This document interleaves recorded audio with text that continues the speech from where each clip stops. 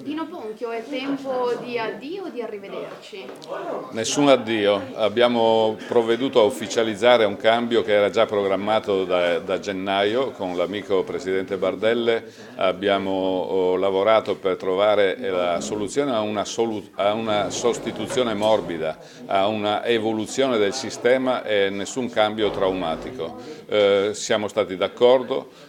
io ho tenuto duro per questo anno pur avendo assunto un incarico a livello nazionale nella Federazione di Atletica proprio per dare anche un segno visibile di continuità nella gestione.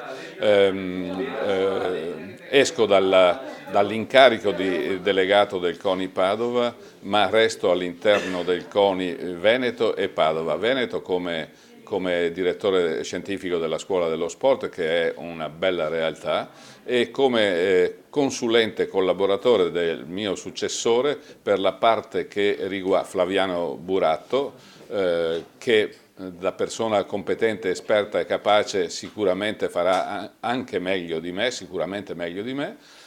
ma resto a sua disposizione, a disposizione del CONI Padova e della Fondazione Cassa di Risparmio per il progetto Sportivamente a cui teniamo moltissimo, e questo anno di continuità è stato proprio quello che è stato necessario per garantirci la continuità della collaborazione con la Fondazione. Quindi un ringraziamento a tutto il mondo dello sport padovano, come ho scritto in questa lettera aperta, che mi ha fatto crescere come uomo di sport e come persona.